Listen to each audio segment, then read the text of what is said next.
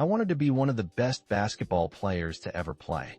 Anything else that was outside of that lane, I didn't have time for. I played games with the flu.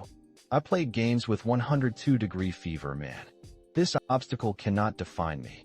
It's not going to cripple me. It's not going to be responsible for me stepping away for the game that I love.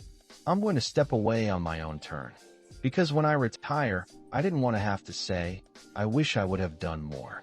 I would watch Magic play, I'd watch Michael play, and I would see them do these unbelievable things, and I'd say, you know, can I get to that level? I don't know, but let's find out. Who would Shaq be if he had your work ethic? He'd be the greatest of all time. If Shaq had your work ethic, he'd be the greatest of all time. Greatest of all time by myself. Sure, he'd be the first to tell you that, for sure. I mean, this guy was a force like I have never seen. I mean, it was crazy.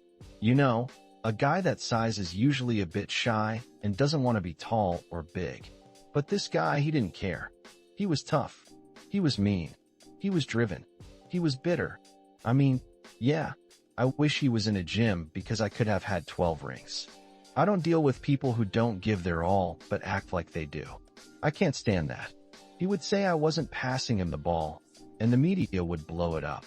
But I'm like, dude, if you were in shape, by the time I run down on a fast break and come back, you're still coming down the first time. What do you want me to do, right? So a lot of our issues came from that. Even though he was older, you still stood up to him. You didn't care. Oh, I didn't care. From day one? From day one. I knew for sure that Rick Fox and my teammates thought I was totally crazy the day Shaq and I got into a fight. After that, they were like, okay, Kobe, you really are tough and I won't back down. You know, there's a level of respect. And for Shaq, by the way, I know he told me that day was a big change for him because he was used to talking trash and no one challenging him. When he saw me stand up to him, he thought, this kid's wild. Okay, I can work with that. So at 13 years old, I had a list of players I wanted to beat. They used to have these rankings, the Street and Smith basketball rankings. I wasn't on there because I was like 6 feet 4 inches, skinny, about 160 pounds, wet. So I was ranked 57th. I would check out the players ranked 56, 55, all the way up to number 1, to see who they were and what teams they played for.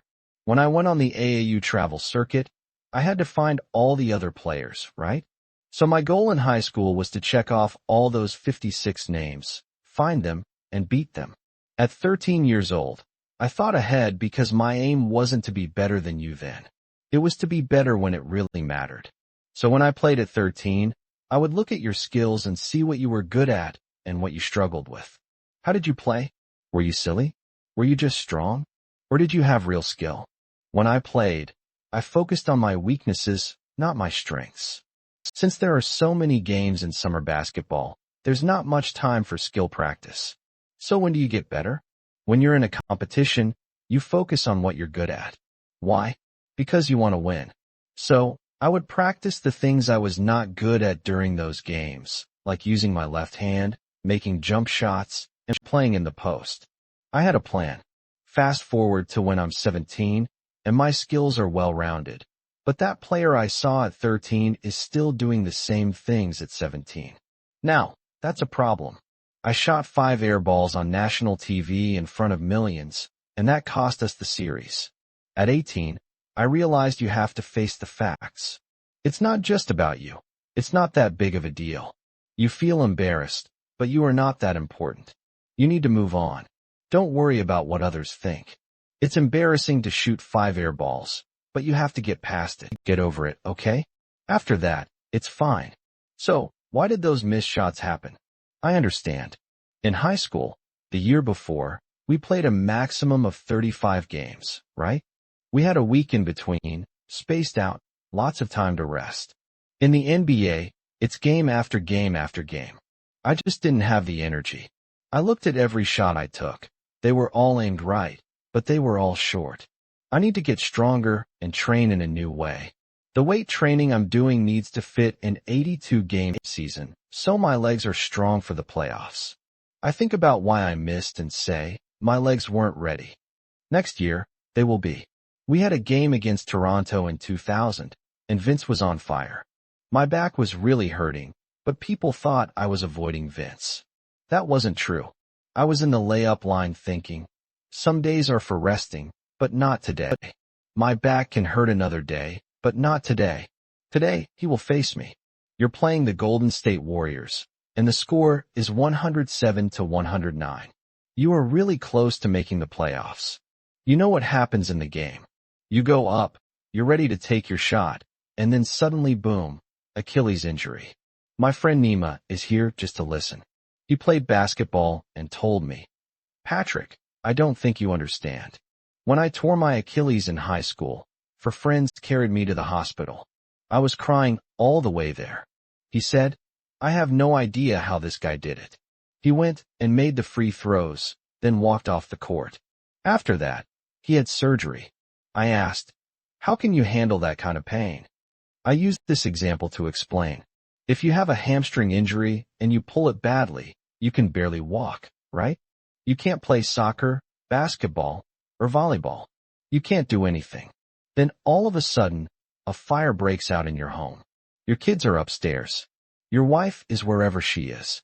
It's happening now, and I bet you'll forget about your hamstring. You'll run upstairs, grab your kids, and check on your wife. You're leaving the house. Your family's safety matters more than your hamstring injury. When the game feels bigger than the pain, you don't notice it. But then you're in the locker room. A reporter asks, Kobe, do you think it's a torn Achilles? They will do an MRI, right? You say yes. Then the reporter says, if anyone can handle this, it's you, right? You lower your head and say, oh man, the Achilles feels like a death sentence. Yes, athletes think. I don't know if I can get through this. There are so many things to consider. There is a surgery that needs to happen. The surgery must go well, right? And then, it's just a tendon. I'm not dealing with muscles or things I can control. I can't control a tendon. You get what I mean? So I don't know. And then thinking about what recovery will be like. It's a long process. Do I really want to go through that? I'm not sure if I want to do it. I really don't know. So that was the hardest part. You feel unsure if you want to do it or if you can handle it. I just don't know if I can do it or if I want to. It's a long process, but when I went into the trainer's room, my kids were there looking at me. I looked at them and thought, it's okay, Dad will be fine. Everything will be all right. As a parent, I have to be a good example. This is just another challenge, and it won't control my life. It won't stop me from playing the game I love. I will step back when I'm ready. That's when I decided, you know what? I'm going for it. I'm going for it. You're amazing, man. Please grips by F. Khalid getting to the F. Khalid.